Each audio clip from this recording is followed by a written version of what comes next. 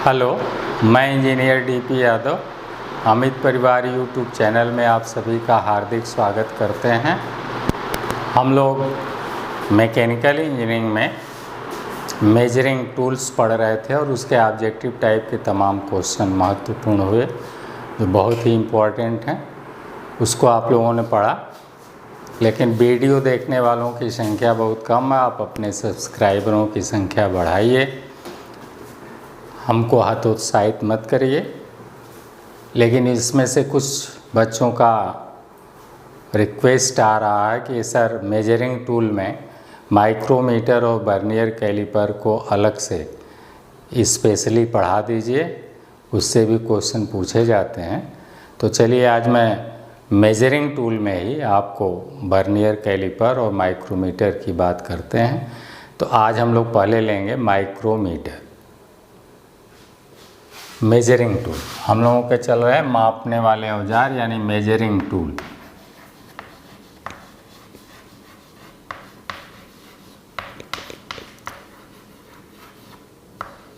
Measuring tool मापन औजार।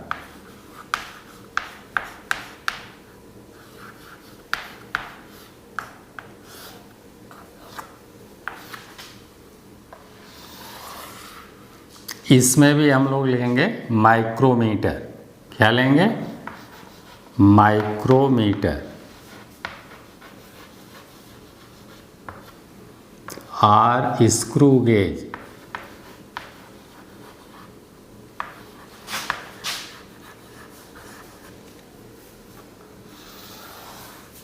Micrometer अथवा स्क्रू गेज हम लोग पढ़ेंगे। बहुत सूक्ष्म मापी यंत्र है और बहुत सूक्ष्मता से मापता है, और वो भी नट और बोल्ट के सिद्धांत पर मापता है। नट बोल्ट में क्या होता है? थ्रेड कटी होती है बेटा। थ्रेड की उपयोगिता आप लोग जानते हैं। थ्रेड को हिंदी में चूड़ी कहते हैं। तो उस चूड़ी के आधार पर हमारा माइक्रोमीटर बना हुआ है। तो उसको हम लोग देखेंगे। पहले तो आप ये जान जाएं कि चूड़ी की उपयोगिता क्या है। तो थ्रेड जो है जिसमें हम लोगों का नट बोल्ट होता है, उनमें चूड़ियाँ कटी होती हैं। उनके द्वारा हम लोग किन्हीं दो भागों को जोड़ देते हैं। दो भाग हैं मशीन के, उनमें छेद किया और उसमें नट बोल्ट को पहनाकर और टाइट कर देते हैं, और इस तरह से दोनों भाग जुड़ जाते हैं। तो चूड़ी के द्वारा हम किन्हीं दो भागों, मशीनी भागों को जोड़ भी लेते हैं। चूड़ी का अलग रूप आप देखेंगे तो आप अगर चूड़ी को अगर कसें तो ये चीज़ देखिए ऊपर की ओर ऐसे बढ़ती है। तो किसी चीज़ को आप ऊपर उठा सकते हैं और ऐसे उल्टे घुमावें तो ये अंदर की ओर बैठता है आपका बोल्ट। तो आप किसी चीज़ को अप और डाउन या आगे या पीछे आप चला सकते हैं। क्लियर हो गया? अगला आप देखें कि अगर आपके ट्रक और बस का टायर पंचर हो जाता है तो उसको बदलने के लिए हम लोग स्क्रू जैक का प्रयोग करते हैं।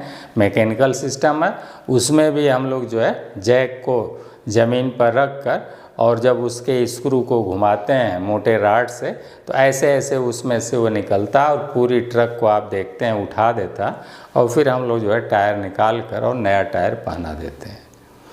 ठीक उसी तरह से ये आपका जो माइक्रोमीटर है अथवा जिसे स्क्रू गेज कहते हैं, ये इसी चूड़ी के सिद्धांत पर काम करता है और ये है सूक्ष्म मापी, प्रेसिजन इंस्ट्रूमेंट। तो पहले इसका हम लोग चित्र देखते हैं और फिर इसकी आगे बातें करते हैं। तो हम इसका चित्र बनाते हैं।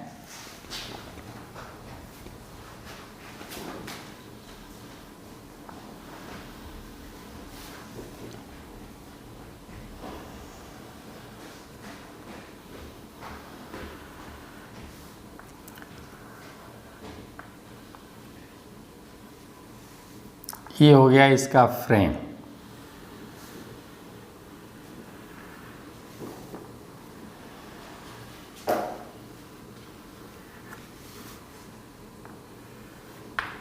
इसे फ्रेम कहेंगे।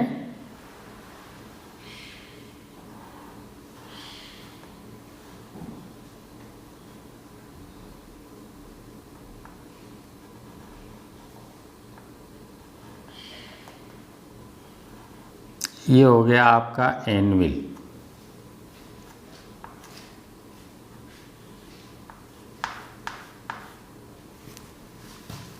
इधर आपका ऐसे ही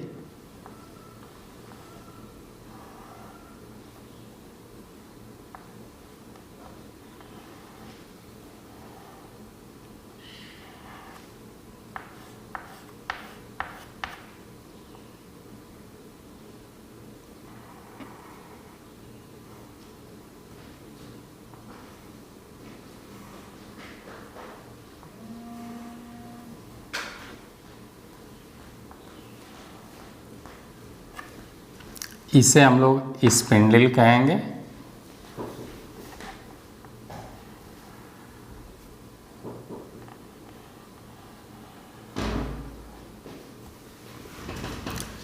ये हमारी स्लीव हो गई।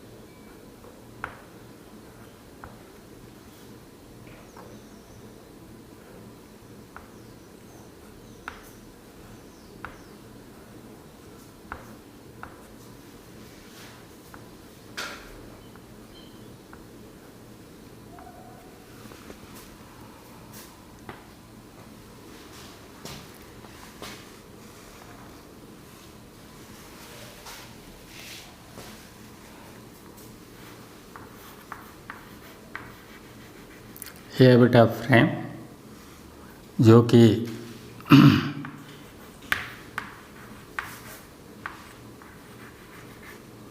इनवार मेटल का होगा या कास्ट स्टील का होगा, कास्ट या फोर्ज,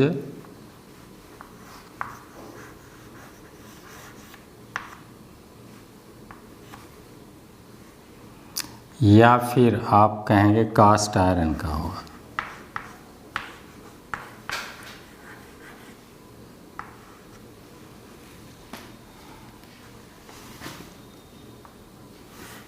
यह है आपका एनविल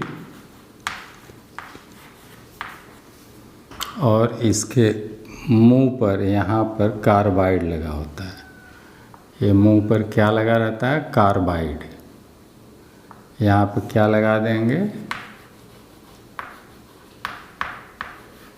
कार्बाइड लगा देंगे। इस पर भी कार्बाइड लगा देते हैं। और ये है आपका स्पिंडल।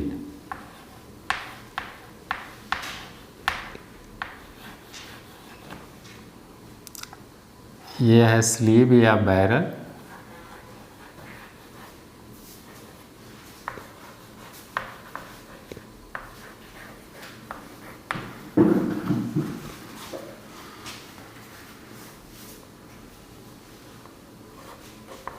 ये है थिम्बल।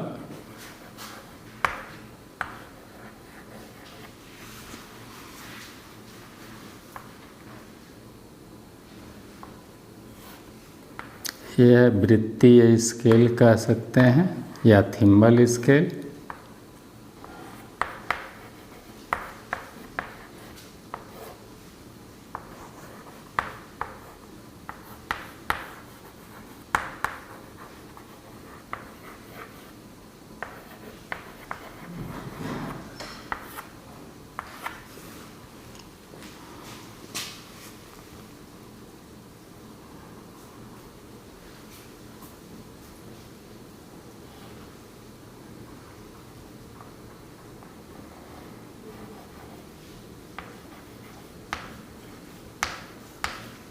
ये mm में डिवीज़न है। ये mm में डिवीज़न है बेटा। और ये कितना है? छोटा खाना हाफ mm है। छोटा खाना कितना है? हाफ mm है। ये नर्लिंग किया हुआ है ताकि हाथ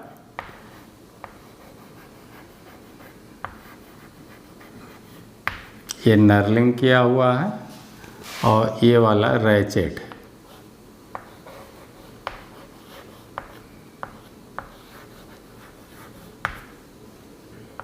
ये रैचेट है, इस पर भी नर्लिंग की हुई है।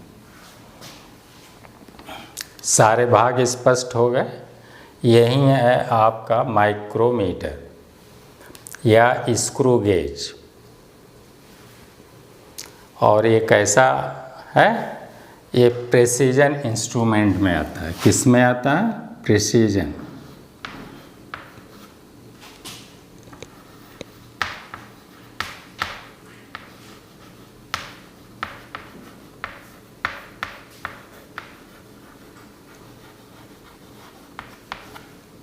ये प्रेसिजन इंस्ट्रूमेंट में आता है।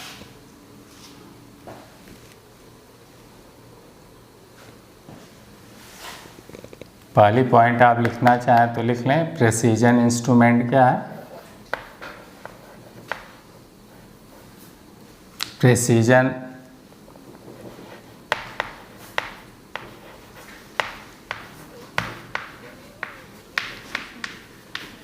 प्रेसिजन इंस्ट्रूमेंट यानी जिसे कहेंगे सूक्ष्म मापी। क्या कहेंगे? सूक्ष्म।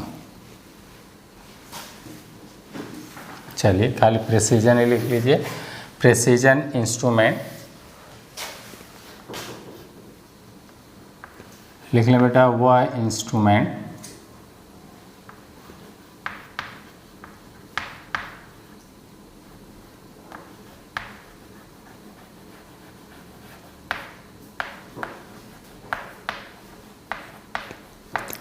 जिनसे 0.01 mm या 0.001 इंच।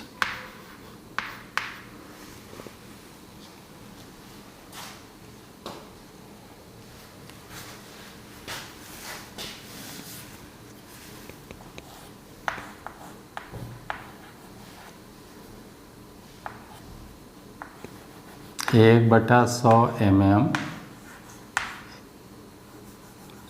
ऐसे लिख लें, या इतना इंच कोष्ठ में 1/1000 इंच।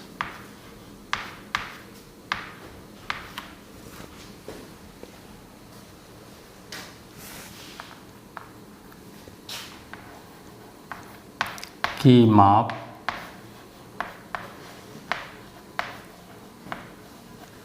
शुद्धता के साथ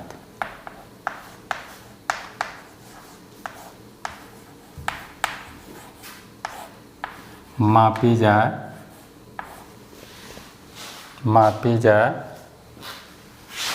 उसे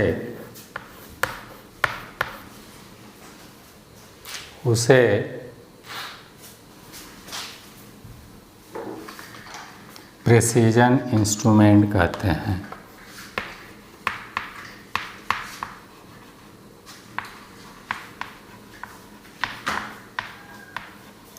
उसे प्रेसीजन इंस्ट्रूमेंट कहते हैं।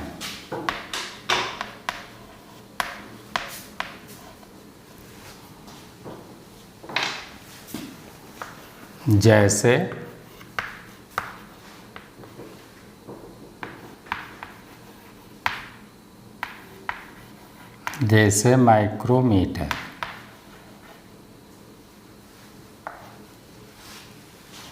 अब हम लोग लिखेंगे माइक्रोमीटर। आपका माइक्रोमीटर बना हुआ है, लिख लेते हैं माइक्रोमीटर।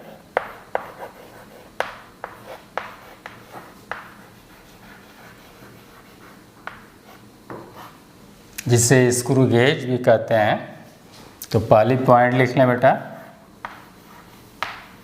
कि यह नट व बोल्ट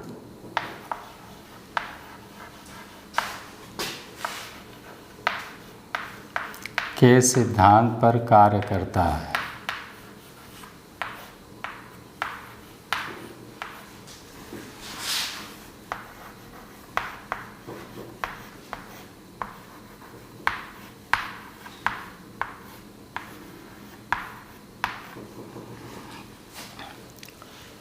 जो बेटा इस टाइप से बना होता है, आप लोगों को कल बताया भी था कि जो इस टाइप से खट भुजाकार या वर्गाकार हम लोगों का बना रहता है, ऐसे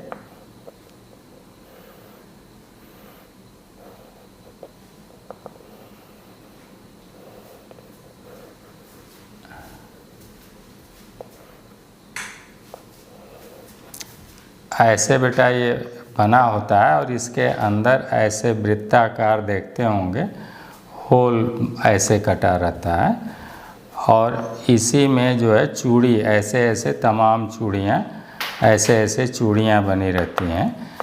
तो ये आपका जो छोटा वाला होता है ये नट होता है, जिसे ढीबरी भी कहते हैं। ढीबरी, हिंदी में इसे ढीबरी कहते हैं। और जो बेटा इसके अंदर प्रवेश करता है ये ऐसे, इसे हम लोग जो है जिस पर चूड़ी बनी रहती है इसे हम लोग बोल्ट कहते हैं।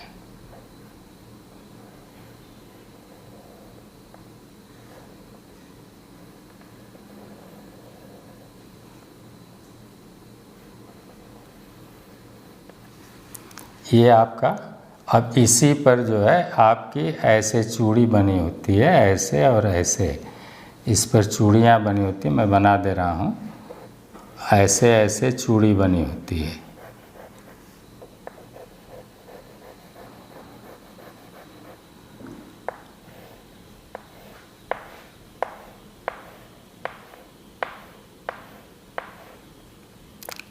ऐसे ऐसे चूड़ी बनी रहती है। तो ये आपका हो गया बोल्ट।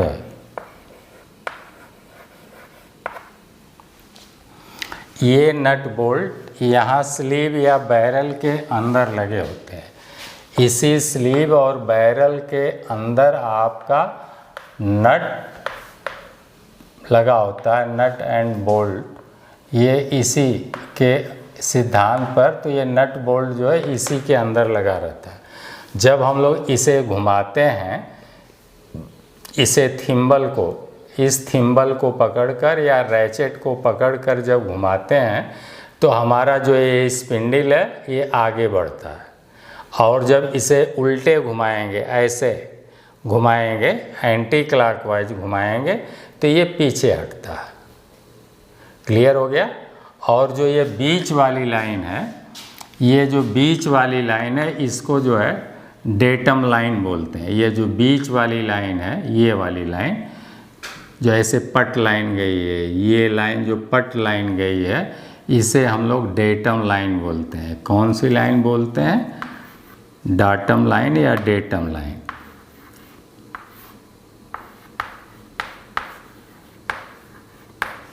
ये वाली लाइन कौन सी है? ये लाइन आपकी डाटम लाइन है। तो सारे पार्ट्स आपके क्लियर हो गए। और जनरली ये इनवार धातु का सब बनाया जाता है। ये भी इनवार धातु का, थिम्बल भी किसका है? इनवार का है। इनवार मेटल का ये भी है, क्योंकि इनमें प्रसार बहुत कम होगा। ये स्पिंडल भी आपका इनवार का होगा, ये भी इनवार का होगा।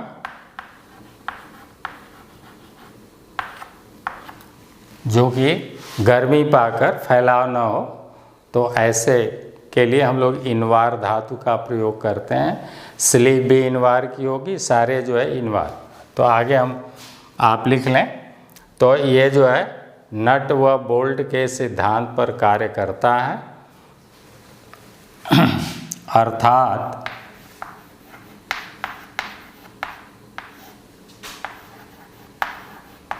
जब थिम्बल, लिखा हुआ थिम्बल,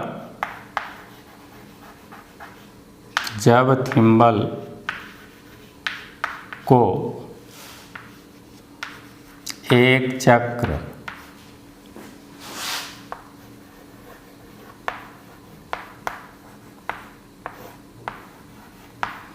घुमाया जाता है, तब ये देखा ना, दो जो चूड़ियाँ पास पास की किन्हीं दो चूड़ियों के बीच की दूरी, ये दो चूड़ियों का जो शीर्ष उभार है, इनके बीच की दूरी को पिच कहते हैं। तो ये हो गया आपका पिच, PITCH, ये हो गया पिच।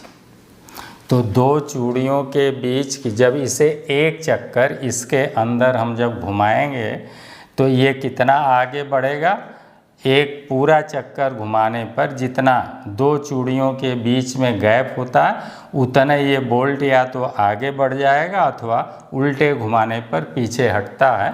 तो दो चूड़ियों के बीच की दूरी को पिच कहते हैं। तो वही यहाँ पर पिच मैंने बना दिया। एक चूड़ी आपने ये ले लिया और एक चूड़ी ये ले लिया, इन दोनों के बीच की जो ये वाली दूरी है, इसी दूरी को पिच कहते हैं। तो इस तरह से जब थिम्बल को एक चक्र घुमाया जाता है, तब ये वाला स्पिंडल, ये जो स्पिंडल है बेटा, तब स्पिंडल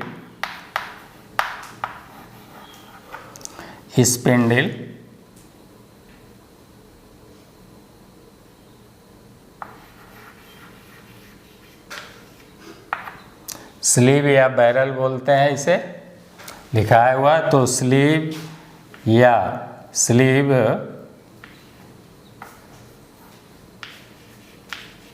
में अंदर कटी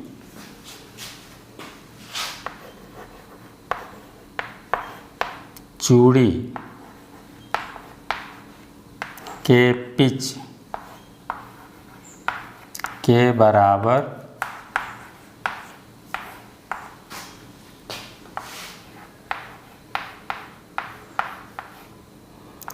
आगे बढ़ता है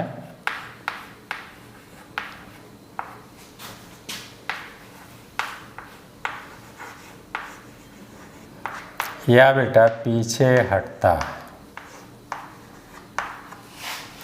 जब इसे बेटा एक चक्र घुमाएंगे, इसे कितना घुमाएंगे, एक चक्र घुमाएंगे, कंप्लीट एक चक्र घुमाएंगे, तो ये जो है इसके अंदर जो चूड़ी बनी है उस चूड़ी के पिच के बराबर ये आगे चलेगा, अथवा उल्टे घुमाने पर ये पीछे हटेगा।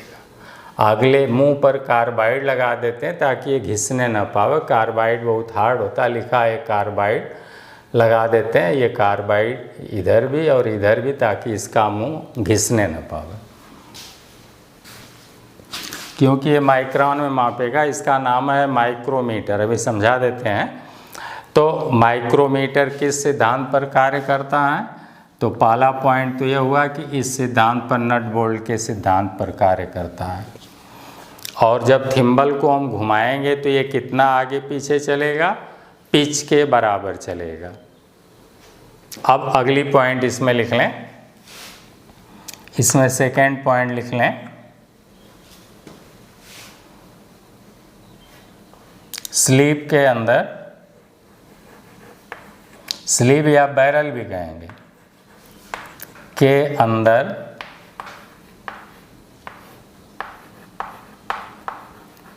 पच्चीस mm में 25 mm लंबाई में 0.5 mm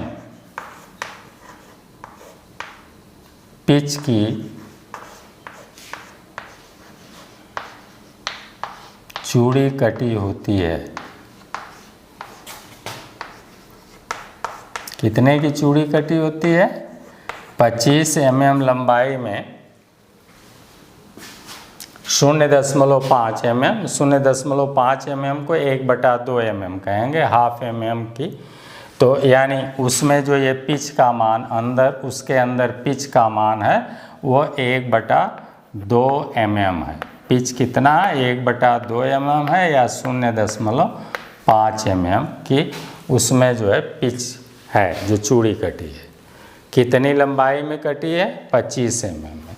तो इसकी पूरी लंबाई 25 mm है, इसकी रेंज ही 25 mm होती है, 25 mm से ज़्यादा नहीं मापता है। तो ये कटी होती है बेटा। तीसरी पॉइंट लिख लें, जो वृत्तीय स्केल है। आगे लिख लें कि अगली पॉइंट लिख लें, स्लीव पर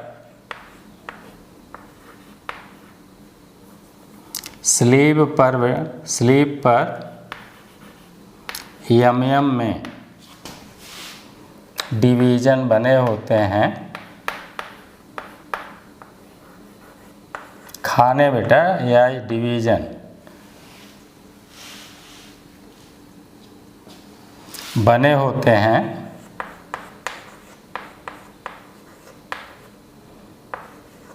और एक खाने का मान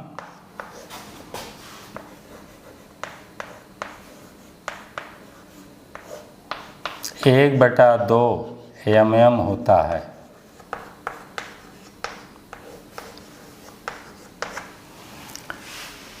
ये जो देखा ना, ये mm में खाने बने हैं और एक खाने को नीचे जो है बराबर भागों में काट दिया गया है, यानी ये जो है ये जो है आधे mm को व्यक्त कर रहा है। ऊपर वाला यहाँ से यहाँ तक 1 mm है, तो उसके बीच में यहाँ नीचे लाइन खींच दी गई, हमको व्यक्त कर रहा है। फिर अगर यहाँ पढ़ेंगे तो ये 1 mm हो गया, और ये बीच में ए वाली लाइन 1.5 mm को व्यक्त कर रही है। फिर ये 2 mm हो गया, फिर ये नीचे वाली लाइन 2.5 mm को व्यक्त कर रही है। फिर ये 3 mm हो गया। अब आपको 3.5 पढ़ना है तो ये 3.5, नहीं तो पहले क्या था कि हम लोग जो है निशान अंदाजा से लगाते थे। ध्यान से देखें, जैसे ऐसे मान लीजिए कि ये लाइन है, ऐसे है, ये डेटम लाइन है। अब ये निशान आपके जो है 1-1 mm के, सपोज कर लीजिए कि ये 1-1 mm के निशान हैं। तो अब इसी में हम ऐसे ऐसे अगर खींच दें तो हम लोगों को पढ़ने में फिर दिक्कत होती है। ऐसे ऐसे तमाम हम निशान खींच दें तो हम लोगों को पढ़ने में, चूँकि हम mm यहाँ बड़ा बड़ा बना रहे हैं, आपका mm देखते होंगे कितना छोटा होगा, इसलिए 1 mm को आधा mm में कन्वर्ट करने के लिए अब निशान जो है इसके अंदर न लगाकर इधर नीचे माइक्रोमीटर में इधर नीचे लगा देते हैं, ऐसे लगा देते हैं, डेटम लाइन से नीचे लगा देते हैं। अब हमारी आँख जो है चौंधियाएगी नहीं और बहुत क्लियर हम स्पष्ट रूप से पढ़ लेंगे कि भाई ये आधा mm है, फिर यहाँ तक 1 mm हुआ, ये 1.5 mm हो गया, फिर यहाँ तक 2 mm हुआ, ये 2.5 mm यहाँ तक हो गया। ऐसे हम लोग पढ़ लेंगे। तो इस तरह से एक छोटे खाने का मान कितना हो गया, आधा mm तक हम बहुत शुद्धता से पढ़ लेते हैं। नहीं तो वैसे हम खाली पेंसिल की बिंदी अंदाजा से लगाते हैं। तो इस तरह से ये हो गया, क्लियर हो गया। तो इस टाइप के निशान आपके इस स्लीव पर बने होते हैं। अब हम लोग जो है अगली पॉइंट देखते हैं। ये चौथी पॉइंट जो ये है बेटा, इसको हम लोग थिम्बल कहते हैं। तो थिम्बल भी हमारा जो है इनवार धातु का बना है, स्लीव भी इनवार धातु की बनी है। और ये आपका माइक्रोमीटर अगर पूछेगा किस धातु का बना हो तो आप कहेंगे इनवार धातु का बनाया जाता है, अथवा जो है आपका ये लिखाया गया है कि फोर्ज्ड स्टील का भी बनाते हैं, इस टाइप से ऐसे। तो चलिए, मेन है इनवार धातु। तो स्लीव पर जो है इतने का खाना बना होता है। अब हम लोग जो है थिम्बल की बात करते हैं, तो लिखेंगे थिम्बल।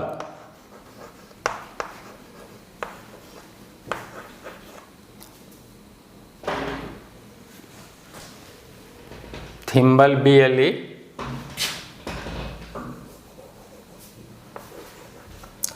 थिम्बल पर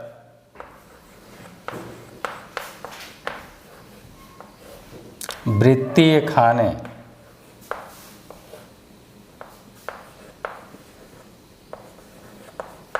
पचास होते हैं। ये 0 से 45 है, 0 से 5, फिर 10, 15 ऐसे 5-5 के अंतर पर होते हैं बेटा। कितने होते हैं? ऐसे होते हैं।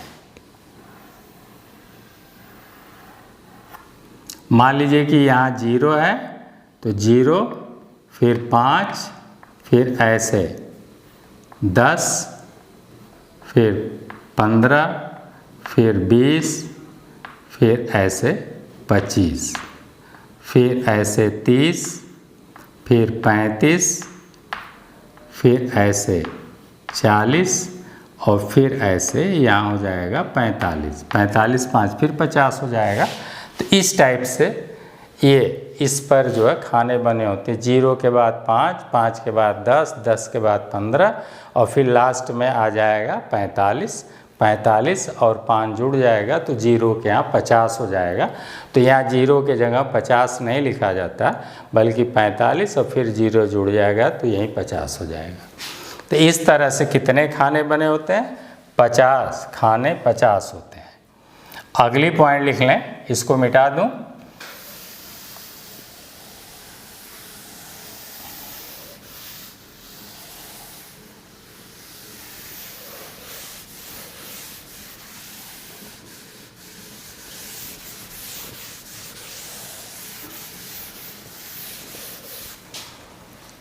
अगली पॉइंट इसी में लिख लें।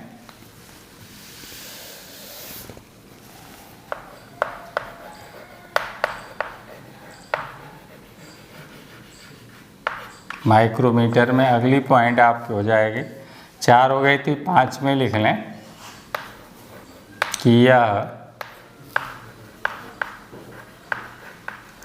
इनवार धातु का बना होता है।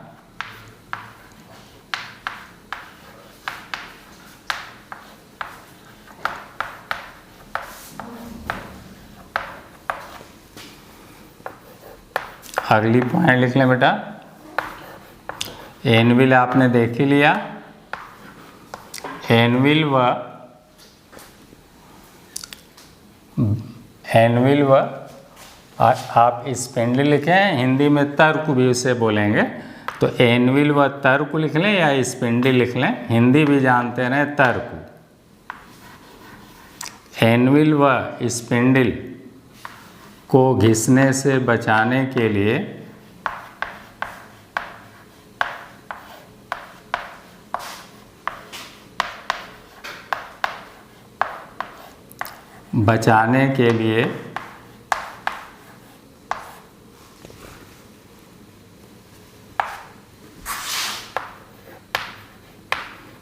उनके अग्रभाग पर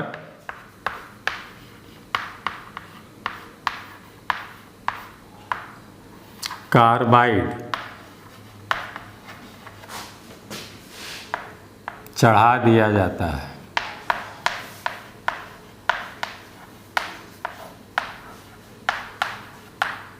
चढ़ा दिया जाता है, कार्बाइड चढ़ा देते हैं।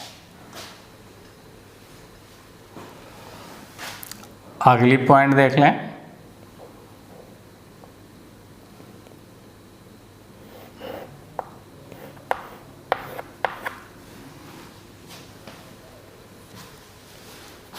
इसके फ्रेम पर यहाँ पर इसका अल्पतमांक लिखा होता है, यहीं पर लिखा होगा 0.01 mm, ऐसे तो लिख लें।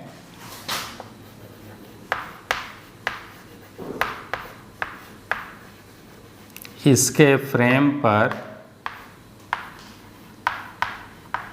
इसका लिस्ट काउंट यानी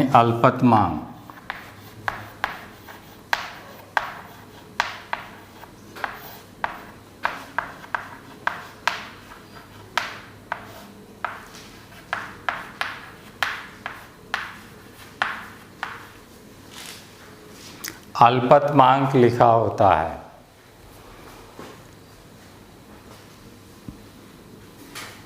अगली पॉइंट, अब इसमें बेटा एक हेडिंग आप डाल लें, अल्पतमांक क्या है।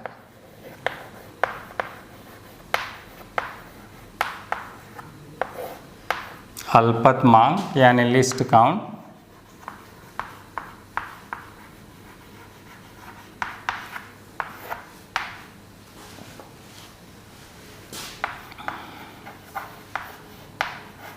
लिख लें बेटा, किसी यंत्र द्वारा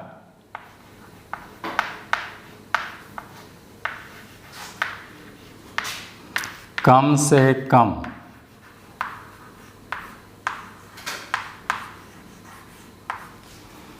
मापी गई माप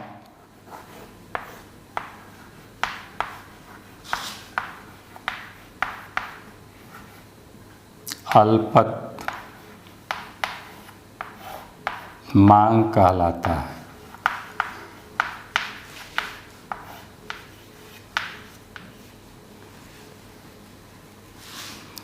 अगली पॉइंट इसी में लिख लें बेटा,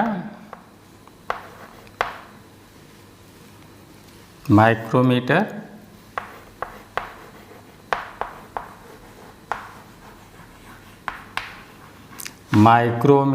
का अल्पतमांक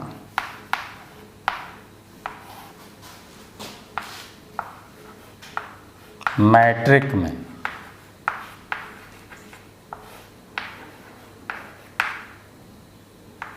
0.01 mm है।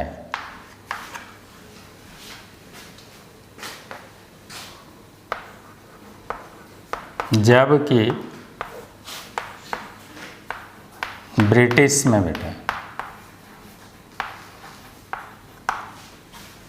पहले ब्रिटेन वाले अंग्रेज लोग रहे, तो उनके यहाँ जो है इंच में मापन उस समय चलता था। तो ब्रिटिश में अल्पतमांक लिख लीजिएगा, ब्रिटिश में अल्पतमांक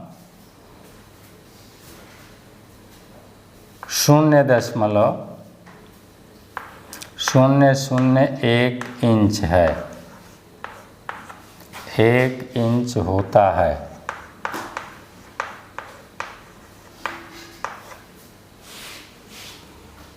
क्लियर हो गया? अब इसी को देख लें आगे, अल्पतमांक को आगे और देख लें, कैसे इसको जो है आप माइक्रोमीटर कहेंगे या माइक्रोन कहेंगे, कैसे कहेंगे। तो ऐसे आप देख लें, हम लोग जानते हैं कि एक माइक्रोन, या हिंदी में लिख लें 1 माइक्रोन, ऐसे नहीं समझ में आता है तो 1 माइक्रोन बराबर होता है 10⁻⁻6 मीटर, बराबर हो गया 1/1 के आगे 6 जीरो। ये समझ लीजिए, इतना मीटर हो गया।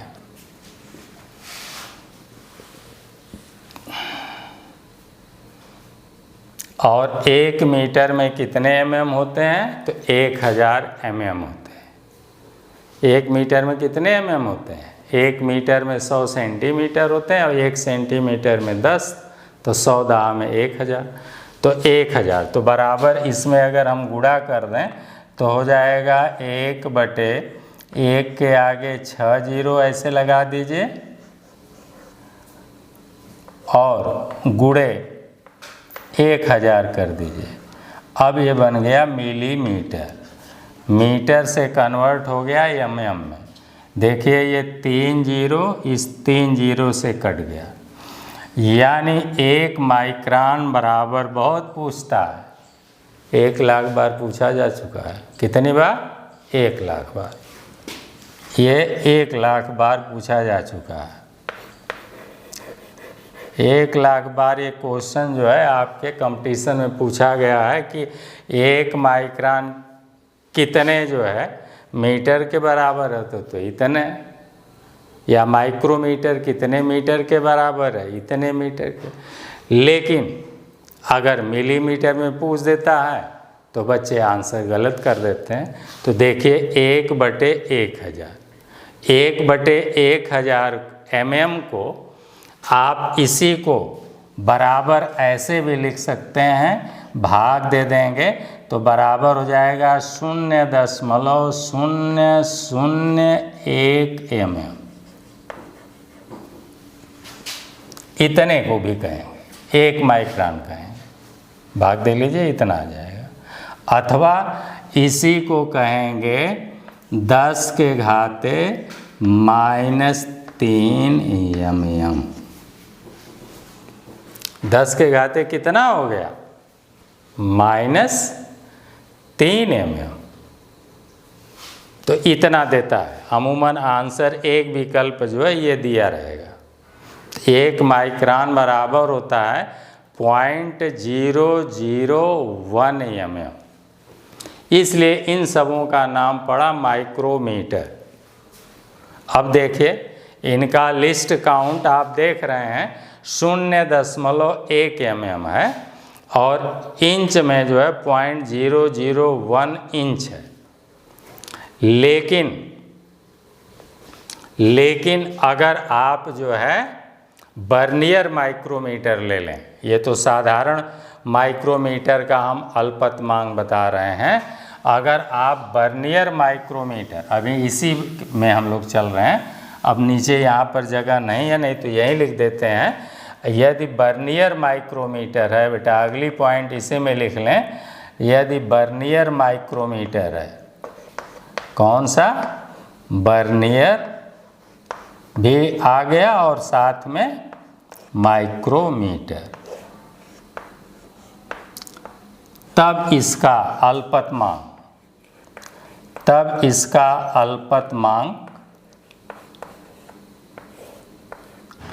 इसका अल्पतमांक है बेटा 0.001 mm, अर्थात आप कहेंगे कोष्ठ में 1 माइक्रोन। कितना माइक्रोन? 1 माइक्रोन। ये ब्रिटिश में अगर इसको लेंगे, ये तो मैट्रिक में हो गया, और अगर इसी का अल्पतमांक ब्रिटिश में लेंगे बेटा, किस में लेंगे? ब्रिटिश में लेंगे, तो इसका अल्पतमांक ब्रिटिश में हो जाएगा 0.0001 इंच हो जाएगा। ये होता है। तो ये बातें याद कर लें। साधारण जो माइक्रोमीटर है उसका अल्पतमांक 0.01 mm होता है। ये भी जो है आपसे 1,00,000 बार ये क्वेश्चन पूछा गया है। बस खाली यही 4 विकल्प दे देगा और उसमें पूछेगा कि माइक्रोमीटर का अल्पतमांक होता है 0.1, 0.0001, 0.01, तो 0.01 आपका विकल्प सही है। या ब्रिटिश में दे दिया, ऐसे दे दिया, तो ये वाला सही है। लेकिन जब कह दिया वर्नियर माइक्रोमीटर का अल्पतमांक क्या होता है, तब आप वर्नियर माइक्रोमीटर का अल्पतमांक बोलेंगे कि 1 माइक्रोन होता है अथवा 0.001 mm होता है। 1 0 और बढ़ जाएगा। अब आप बात समझ रहे हैं? 1 mm का ये 100वां हिस्सा। इस बात को आप लिख सकते हैं 1/100 mm। अब आप देख रहे हैं कि mm कितना पतला खाना है, डिवीज़न है, और फिर उसके 100 बराबर डिवीज़न आप करें। कै डिवीज़न करें? 100 से भाग देंगे, यानी 100 बराबर अब उसमें खाने बनावें, तो जो एक छोटा सा खाना होगा उसे कहेंगे 1/100 mm अथवा 0.01 mm। तो उतना वो मापता है, यानी बाल के बराबर मोटाई को माप देता है। इसलिए इसका नाम पड़ा सूक्ष्ममापी, प्रेसीजन इंस्ट्रूमेंट, और ये है माइक्रोमीटर। माइक्रोन में मापता है। अब देखिए, और ऐसे ही अगर वर्नियर माइक्रोमीटर हो गया तो इसका मतलब हो गया 1/1000 mm। अब अगर यहीं वर्नियर माइक्रोमीटर हो जाएगा तो 1/1000, यानी अब आप एक छोटे खाने का कितना बराबर हिस्सा बनाएंगे? 1000 हिस्सा। वो आपके बाल से भी पतला हो जाएगा। उसकी भी मापें निकालेगा, और किस सिद्धांत पर निकालेगा? केवल चूड़ी के सिद्धांत पर। ये है चूड़ी की उपयोगिता। ये काम किसके आधार पर कर रहा? खाली थ्रेड के आधार पर, नट और बोल्ट के सिद्धांत के आधार पर। अब हम आगे चलते हैं। ये तो अल्पतमांक। अब अल्पतमांक ज्ञात कैसे करेंगे वो देखिए। ये अभी आपने लिखा। अब ये अल्पतमांक आएगा कैसे? अगर आपका अल्पतमांक यहाँ नहीं लिखा हुआ है बेटा, यहाँ पर मिट गया है, तो अल्पतमांक आप ज्ञात कैसे करेंगे? तो अब लिखें माइक्रोमीटर का अल्पतमांक।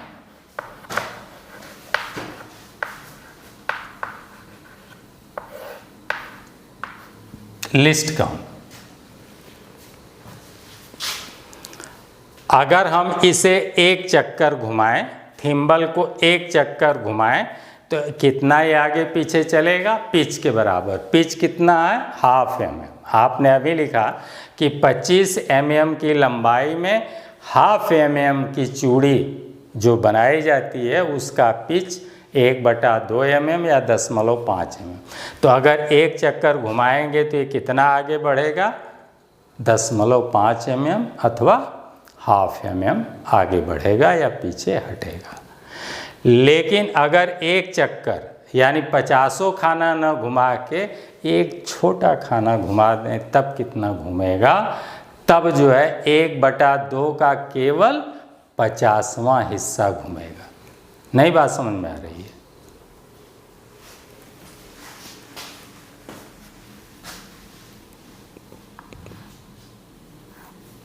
अल्पतमांक मैं बता रहा हूँ तो लिखेंगे थिम्बल,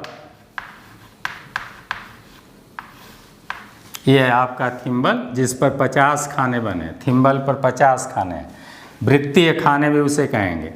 तो थिम्बल के एक चक्कर कोष्ठ में 50 खाने,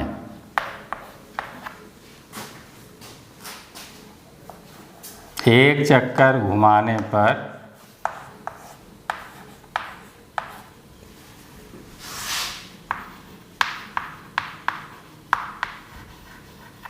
स्पिंडल चलेगा, कितना चलेगा? 1/2 mm या 0.5 mm। क्लियर है? एक चक्कर घुमाने पर अभी आपने पढ़ा कि किसी नट को अगर बोल्ट को एक चक्कर घुमाएंगे तो कितना आगे चलेगा? 0.5 mm अथवा 1/2 mm चलेगा, आगे अथवा पीछे। अब हम एक चक्कर यानी 50 खाना न घुमा के सिर्फ इसका 0 के बाद का एक छोटा वाला खाना घुमावें तब कितना चलेगा? तो आगे लिखें, अगली पॉइंट इसी में लिखें। अगली पॉइंट, यदि थिम्बल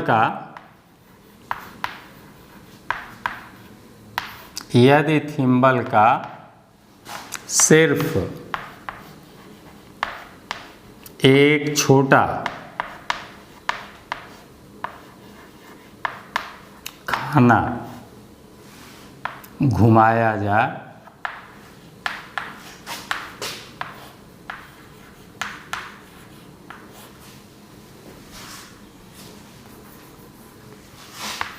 तब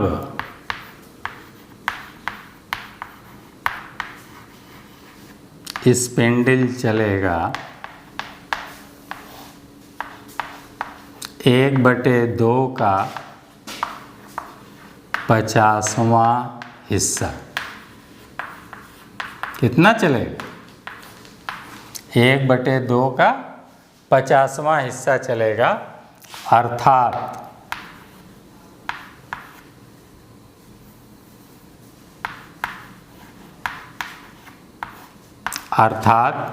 1/2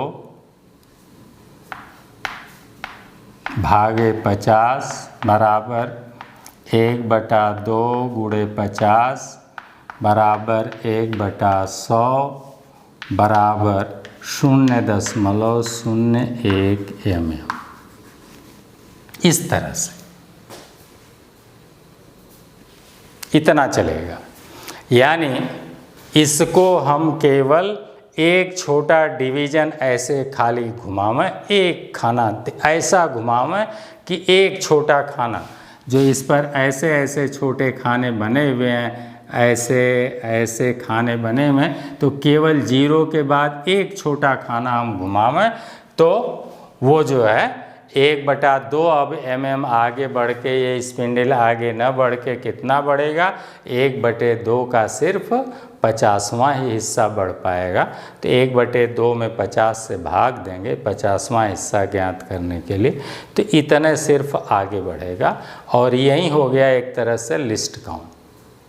तो आगे आप कहेंगे कि अतः अल्पतमांक बराबर हो जाएगा, अतः स्क्रू गेज का अल्पतमांक। अब ज्ञात कर लें, अल्पतमांक का फार्मूला हो जाएगा अल्पतमांक बराबर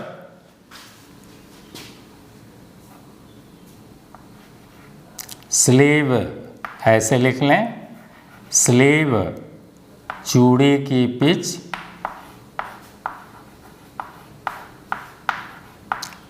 यहीं से फार्मूला बन गया। देखिए ना, स्लीव चूड़ी की पिच कितना? स्पिंडल चलेगा 1/2 mm। कितना? 1/2 कहाँ से आया? पिच के बराबर, क्योंकि चूड़ी का पिच 1/2 mm है। तो कोई भी नट बोल्ट उतने आगे पीछे चलता है, तो चूड़ी का पिच बटे वृत्तीय खानों की संख्या या थिम्बल खानों की संख्या।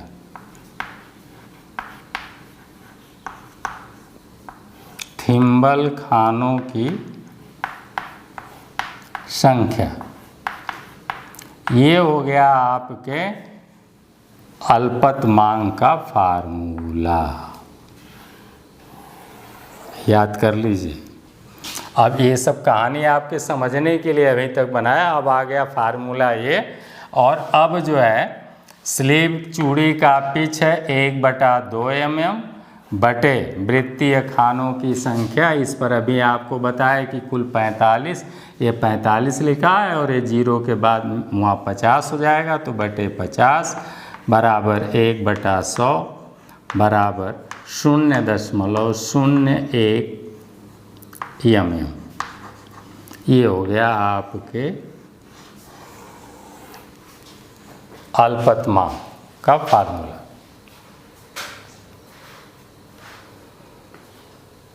क्लियर हो गया? अथवा इसी को मैं ऐसे भी बताता हूँ कि आप अल्पतमांक ऐसे भी ज्ञात कर सकते हैं। अल्पतमांक ये है स्लीव के एक खाने का मान। देखिए ना, स्लीव पर जो स्केल बनी है इसके एक खाने का मान, तो आप लिखेंगे स्लीव के एक छोटे खाने का मान, एक खाने का मान या एक छोटे खाने का मान बटे वृत्तीय खानों की संख्या।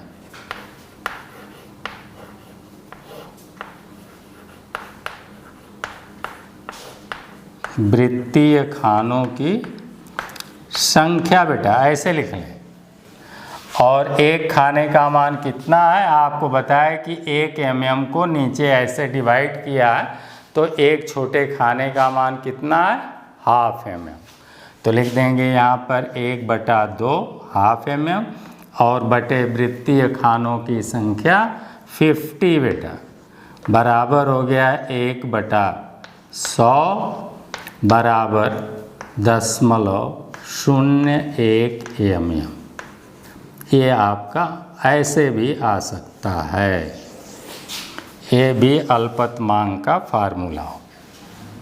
ये दोनों फार्मूले हमने आपको बता दिए, ऐसे आप ज्ञात कर सकते हैं। तो कहाँ से है, ऐसे है।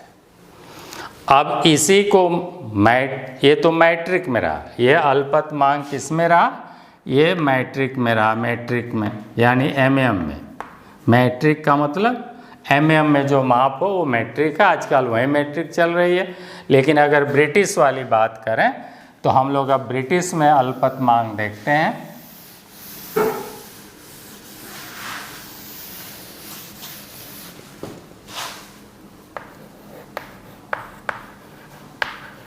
अल्पतमांक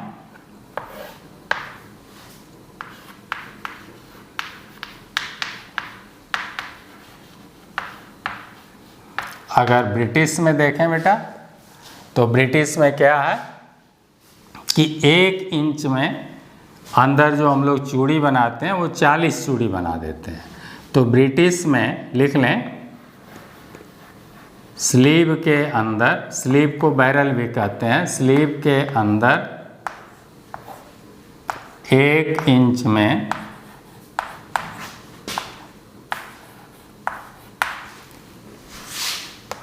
1 इंच में 40 चूड़ी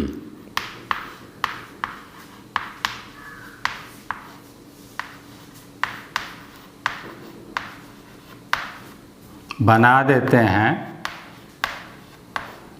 अतः पिच क्या हो गई, 2 चूड़ियों के बीच की दूरी की पिच हो गई। अतः चूड़ी की पिच हो गई, पिच बराबर हो जाएगा 1 इंच बटे 40, इतना इंच हो गया पिच। चूँकि 40 चूड़ी 1 इंच लंबाई में, 1 इंच की लंबाई में कितनी चूड़ी बनाए, 40 चूड़ी। तो किन्हीं चूड़ियाँ कितनी कितनी दूरी पर हैं, तो 1 इंच में 40 से भाग दे, इतने इंच की दूरी पर, इसी को पिच कहेंगे। और इसमें जो है वृत्तीय खानों की संख्या 25 होती है। वृत्तीय खाने कितने होते हैं? वृत्तीय खाने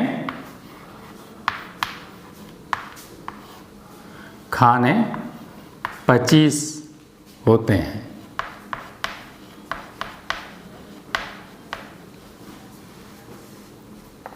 अतः अल्पतमांक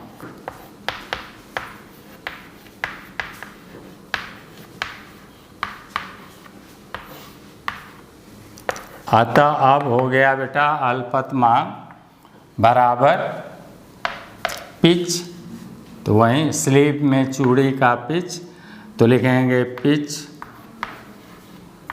बटे वृत्तीय खाने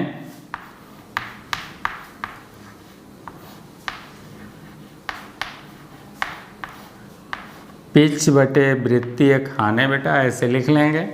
और पिच का मान 1/40 है, 1/40 बटे वृत्तीय खाने 25 हैं, तो इसी में चाहे यहाँ नीचे फिर 25 से भाग दें या नीचे यहीं 25 से भाग दे दें, तो बराबर हो जाएगा 1 के बटे 25 चौक के 100, 100 के आगे 1 0 और बढ़ गया, बराबर हो गया 0.001 इंच।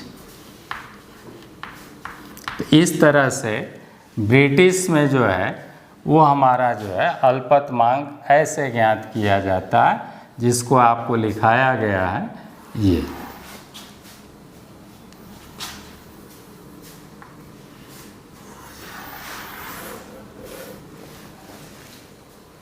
इतना इंच है, ये साधारण माइक्रोमीटर का है। लेकिन अगर यहीं वर्नियर माइक्रोमीटर हो जाता तो ये हो जाता 0.0010 और आ जाता, इंच हो जाता, और तब ये हो जाता 0.010 और आ जाता, तब 1 आता mm। तो वो आपको लिखाया गया। इस तरह से आप अब अल्पतमांक अपने आप ज्ञात कर सकते हैं। अगर ये मिटा हुआ है, यहाँ पर नहीं दिया हुआ है, तब आप देख लेंगे इसके एक खाने का मान बटे वृत्तीय खानों की संख्या, ये वाला फार्मूला लगा देंगे। स्लीप के एक छोटे खाने का मान, एक छोटे खाने का मान बेटा 1/2 mm है, और वृत्तीय खानों की संख्या 50 है। अब आप दूसरे को पढ़ा देंगे, ठीक है ना। तो इस तरह से हो गया बेटा आपका अल्पतमांक ज्ञात करना। अब हम लोग रीडिंग ज्ञात करेंगे। कैसे रीडिंग ज्ञात करेंगे, तो वो रीडिंग अब देखते हैं। रीडिंग लेना,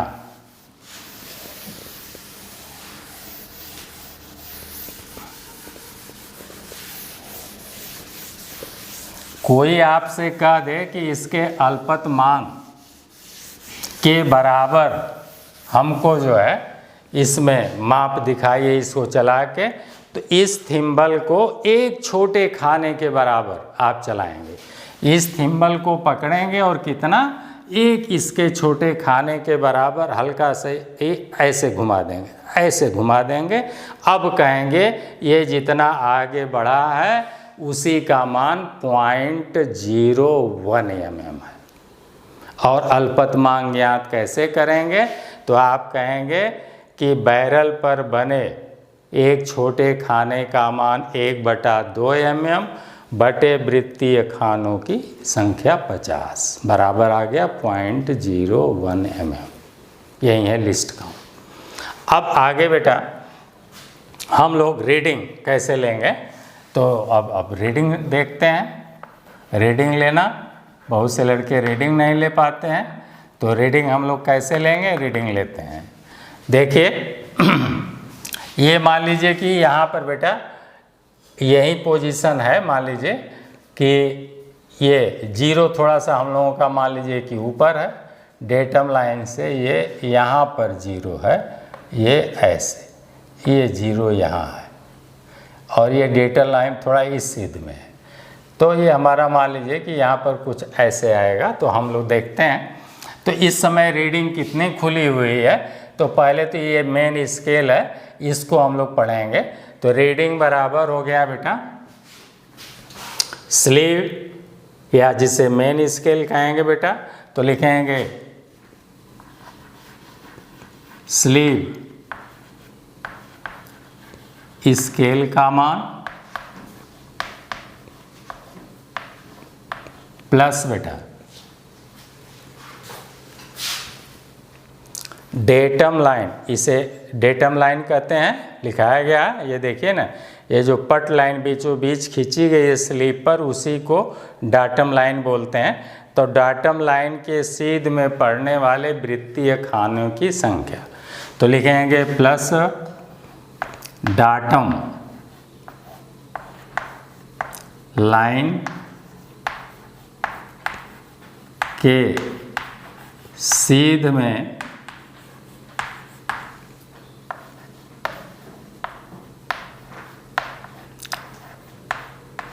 पड़ने वाले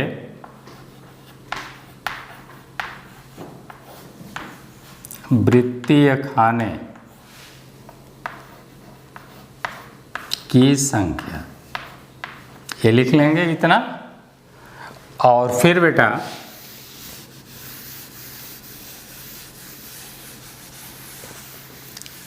इतना, अब गुणे लिखेंगे अल्पतमांक, ये हो गई आपकी रीडिंग।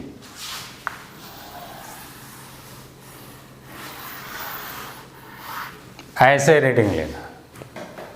अब सपोज कर लीजिए कि यहाँ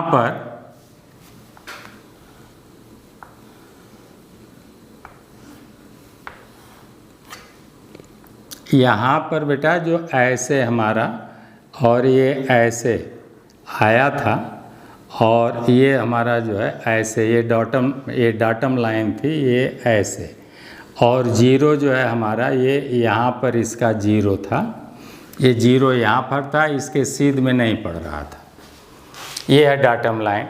अब हम लोग जो है अब इसको घुमा लिए, इधर आपका ये एनविल है, इधर आपका क्या है, ये एनविल है, ये क्या है, ये आपका एनविल है, ये एनविल हो गया। अब यहाँ पर बेटा आपने कोई कार्य पीस जो है जिसकी मोटाई मापना है, उसको इस एनविल और इस स्पिंडल के बीच में ऐसे जो है आपने जाम कर दिया। अब ये आ गई रीडिंग। अब आपको रीडिंग लेना है, ये जाम हो गया। यहाँ रैचेट को आप जो है ऐसे बार बार घुमाएंगे, ऐसे घुमाएंगे, और जब चट चट की आवाज़ आने लगेगी, ये रैचेट इसका नाम ही है, जब इसे घुमाएंगे और ये चट चट, क्योंकि इससे आप जब चलाएंगे तो कोई लड़का थोड़ा हैवी है भाई, ताकतवर है, ठीक है ना, वो हल्का सा भी घुमा देगा तो मालूम है ये पचक जाएगा, आपका स्पिंडल है उसमें घुस जाएगा। तो इसलिए इसको कितना टाइट करना है, कितना आराम से चलाना है या स्लो चलाना है, इसको जानने के लिए इसको अब पकड़ कर नहीं घुमाएंगे, बल्कि रैचेट को पकड़ के ऐसे ऐसे घुमाएंगे, और जैसे ही आपका ये स्पिंडल इसमें टच करेगा तैसे ही ये चट चट की आवाज़ करने लगेगा। आप 2-3 बार जब ऐसे ऐसे आप घुमा रहे हैं और चट चट चट चट बोलने लगेगा, तब आप इसे घुमाना बंद कर देंगे। और यहाँ पर जो है एक लाक नट लगा रहता है, यहाँ पर जो है आगे एक लाक नट लगा रहता है, यहाँ पर लीवर रहता है, उस लीवर को आप जो है, ये है लाक नट, इसे हम लोग जो है इसे घुमा देंगे, ये हो गया आपका लाक नट। अब ये लाक नट को घुमा देंगे, बस ये रीडिंग अब टाइट हो जाएगी। अब ये जो है आगे पीछे सरकेगा नहीं, हिलने की कोई संभावना रहे, क्योंकि अगर थोड़ा भी हिल जाएगा तो बाल के बराबर अंतर आ जाएगा, और चूँकि तो आपका अशुद्ध रीडिंग हो जाएगी। इसलिए यहाँ पर एक लाक नट लगा रहता है, उसको इधर की ओर पुश कर देंगे, बस लाक हो जाएगा। अब ये हिलेगा डुलेगा नहीं, ऐसे रखे रहिए। अब इसको आप रीडिंग जब लेंगे तो आँख के बराबर ऐसे रख कर लेंगे, ऐसे ऐसे लेंगे तो अंतर आने लगेगा। तो अब क्या करेंगे कि देखिए, अब ऐसे आप चलते हैं, मान लीजिए ये 2 mm, ये 3 mm, ये 4 mm, ये 5 mm, ये हो गया आपका 6 mm, ऐसे हो गया मान लीजिए। और इसका ये आधा यहाँ पर ये हो गया, आधा ये हो गया, आधा ये, आधा ये, आधा ये, और ये आधा ये भी दिख रहा है। अब ये मान लीजिए बेटा 1 mm हो गया, ये वाला 2 mm है, ये वाला 3 है, ये वाला 4 है, ये 5 है और ये 6 है। तो अब आपको क्लियर दिखाई दे रहा है 6.5 तक दिख रहा है, नीचे वाला भी आधा दिख रहा है। तो अब लिखेंगे स्लीव स्केल का मान कितना हो गया, तो आप इसे लिख सकते हैं 6.5। कितना हो गया 6.5, ऐसे लिख सकते हैं।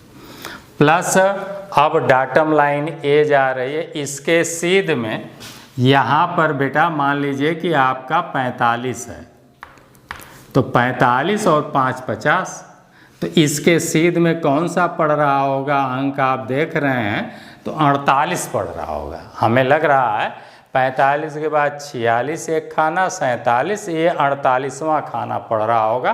तो डेटम लाइन के सीध में पड़ने वाले खाने का मान लगभग अंदाजा से ये 48 पड़ रहा है।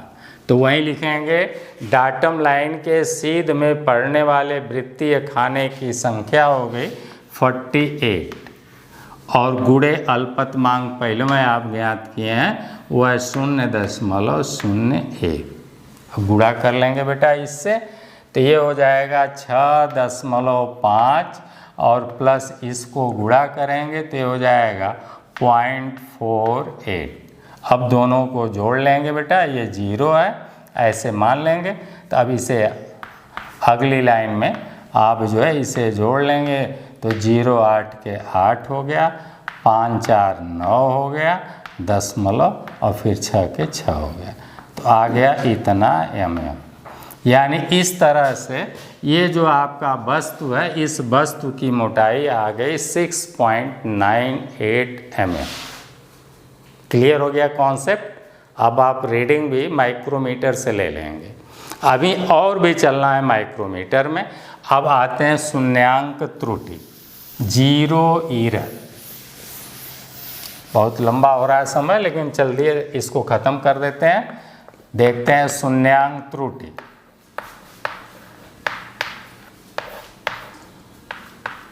शून्यांक त्रुटि जिसे कहेंगे बेटा 0 एरर।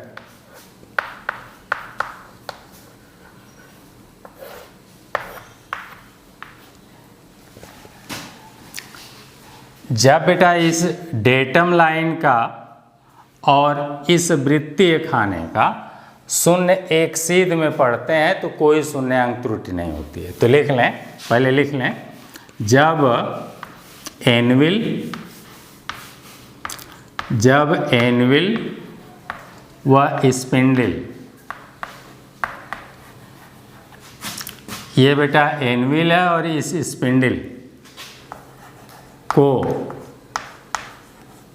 मिलाने पर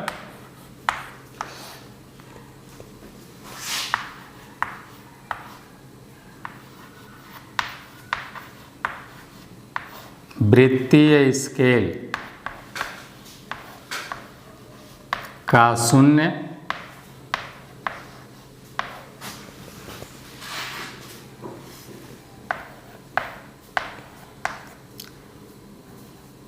डेटम का शून्य बेटा कामा डेटम लाइन के सीध में हो,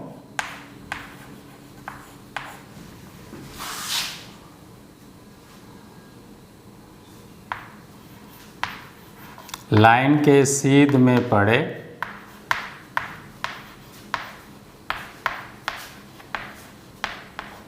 तब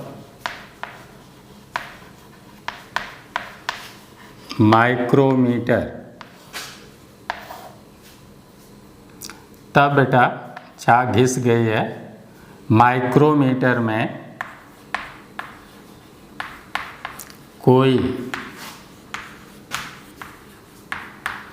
शून्यांक त्रुटि नहीं होगी।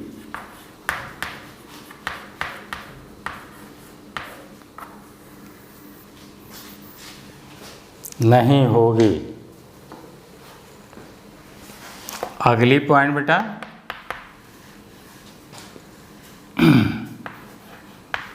यदि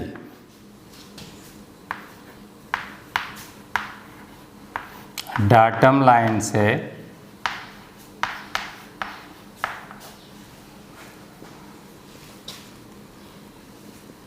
इसे हम लोग कहेंगे धनात्मक शून्यांक त्रुटि,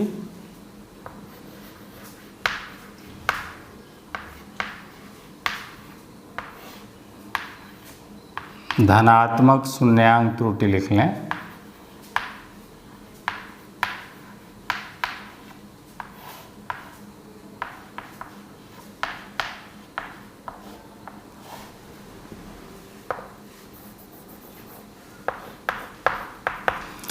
यदि डाटम लाइन से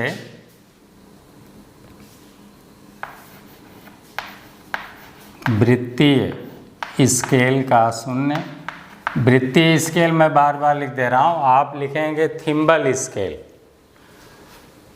चाहे आप वृत्तीय लिख दें कोई दिक्कत नहीं। तो यदि डाटम लाइन से वृत्तीय स्केल का शून्य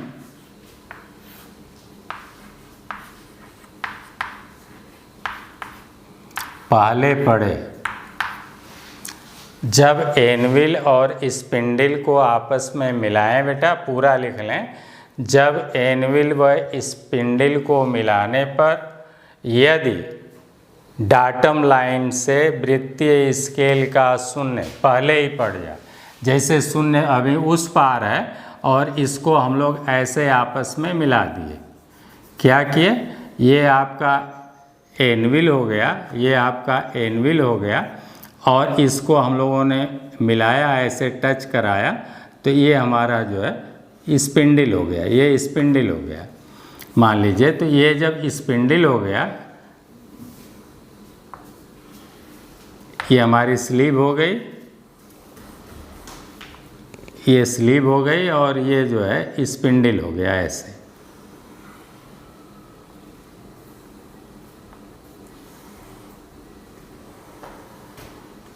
ऐसे दोनों जब मिल जाते हैं तो उस समय क्या है कि मिलाने पर इस डेटम लाइन के सीध में इसका जो है ये शून्य, ये वृत्तीय शून्य इसी के सीध में पड़ेगा। तो हम कहेंगे कि शून्य कोई भी डेटम लाइन के सीध में पड़े तब माइक्रोमीटर में कोई शून्यांक त्रुटि नहीं होगी या नहीं होती है, ऐसे लिख ले। अब यदि मिलाया जाए और ये शून्य इसके सीध में न पड़े बल्कि इधर नीचे शून्य पड़ जाए, तब तो वहीं पहले पड़ जाए। दोनों को मिलाने पर पूरा आप लिखेंगे कि जब एनविल व स्पिंडल को मिलाने पर, यहाँ लिख देते हैं, जब एनविल व स्पिंडल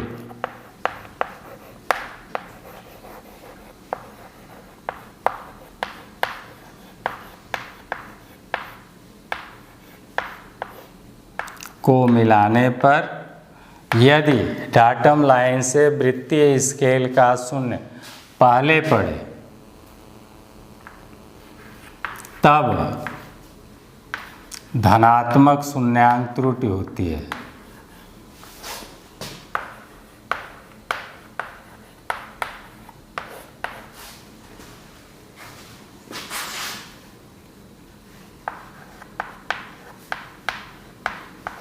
त्रुटि होती है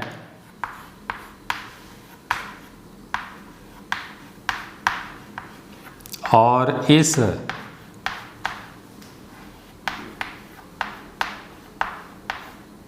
त्रुटि का मान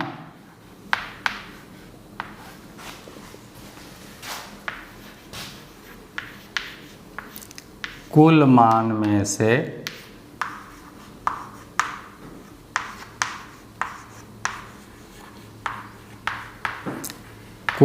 में से घटाकर शुद्ध माप प्राप्त करते हैं। इसे घटा दें क्योंकि ये धनात्मक शून्यांक त्रुटि है, इतना ये ज़्यादा माप रहा है, इसलिए जो पूरी अभी हम लोगों ने रीडिंग लिया उस रीडिंग में से यदि ये ऐसी त्रुटि आती है तो इस त्रुटि का जितना मान रहता है उसे माइनस कर देंगे। नाम है धनात्मक शून्यांक त्रुटि, लेकिन शुद्ध रीडिंग ज्ञात करने के लिए इसे घटा देंगे। और ऐसे ही ऋणात्मक शून्यांक त्रुटि,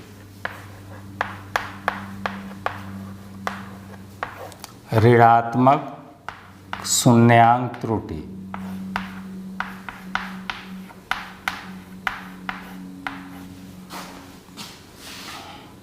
लिख लें। एनविल व स्पिंडल को मिलाने पर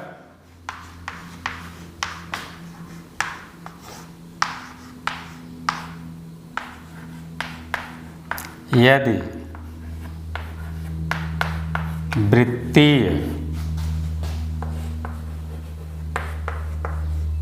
स्केल का शून्य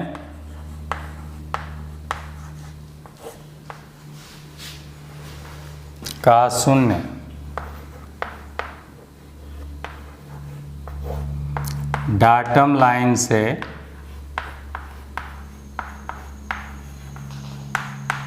आगे निकल जाए,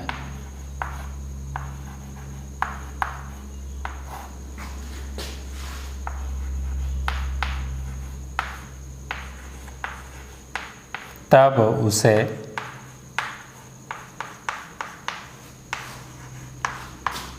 ऋणात्मक शून्यांक त्रुटि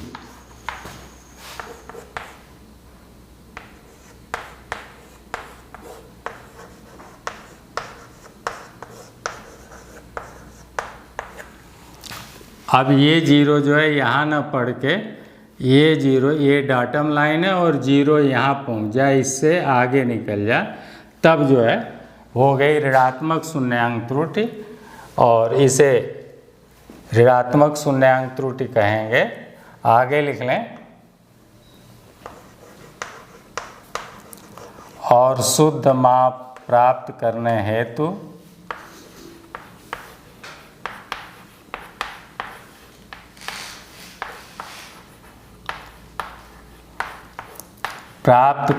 हेतु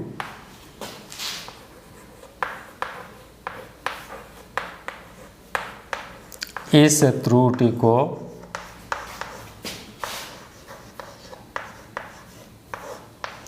कुल माप में जोड़ देते हैं। है ऋणात्मक लेकिन इसे जोड़ेंगे।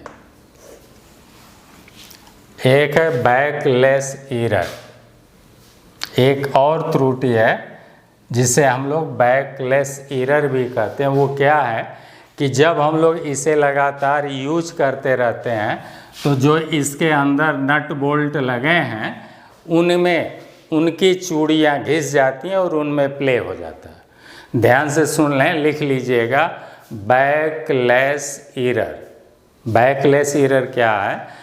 तो जब हम लोग लगातार इसका प्रयोग करते रहते हैं, इससे मापन करते रहते हैं, तो 2-4 सालों में इसके अंदर लगे नट और बोल्ट की चूड़ियाँ घिस जाती हैं, जिससे उनमें गैप बन जाता है। प्ले, जिसे गैप को हम लोग प्ले बोलते हैं, प्ले बन जाता है, जिससे हमारा स्पिंडल जो है थोड़ा हिलने लगता है, आगे पीछे ऐसे ऐसे होने लगता है। तो उसके कारण मेजरमेंट में जो त्रुटि होती है उसे हम लोग बैकलेस एरर कहते हैं। तो इस तरह से मेन जितनी भी बातें रहीं आपका माइक्रोमीटर से समाप्त हुई। और इसके अलावा जितने भी माइक्रोमीटर होते हैं उनकी रेंज 25 mm होती है। ये हमेशा 0 से 25 mm के रेंज में मिलेंगे। फिर अगला आपको 25 से 50 mm के रेंज में मिलेगा। फिर अगला आपको 50 से 75 mm के रेंज में मिलेगा। फिर अगला आपको 75 से 100 mm के रेंज में इस टाइप से ये मिलते हैं। तो इनकी रेंज सबकी 25 mm है। ये 25 mm से ज़्यादा नहीं मापते हैं, ये 0 से 25। तो आपको जितना मापना है उस हिसाब से आप खरीदेंगे। पक्का हो गया?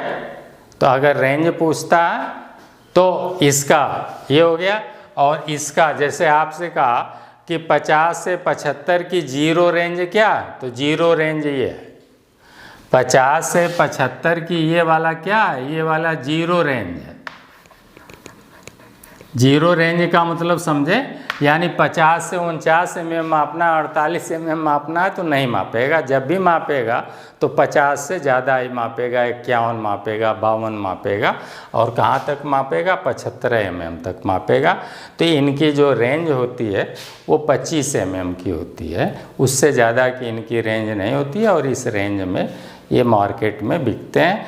इसके अलावा ये बहुत सारे माइक्रोमीटर आपके बने हुए हैं, तो उनकी सबकी चर्चा अभी करना संभव नहीं है। जनरल जो बातें हुई मेन बहुत इम्पॉर्टेंट, ये आपका जो भी रहा क्वेश्चन वो सब आपके अगर समझ में आ गया है तो और जो भी माइक्रोमीटर हैं वो सारे आपके समझ में आ जाएंगे।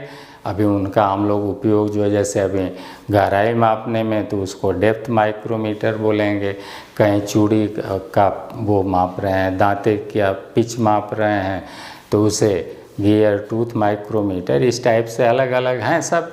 एनविल है माइक्रोमीटर, तो ऐसे, लेकिन सबका सिद्धांत प्रिंसिपल सारी चीज़ें यही हैं, बस उनका वो मेजरमेंट करते हैं, उसके आधार पर उनका हम नामकरण कर देते हैं। तो आज बहुत इम्पोर्टेंट आपके अनुरोध पर बेटा ये टॉपिक मैंने लिया था, और दावा है कि आपको अच्छे ढंग से समझ में आया होगा। अगर आप ध्यान देंगे तो आज आप मास्टर बन गए होंगे इसका, माइक्रोमीटर का।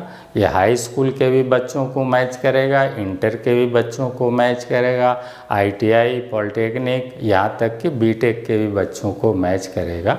माइक्रोमीटर हमारे यहाँ पर रखा हुआ भी है यहाँ कॉलेज में, आप चाहें तो माइक्रोमीटर आपको मंगा कर दिखा भी सकते हैं और समझा भी सकते हैं विधिवत उसको।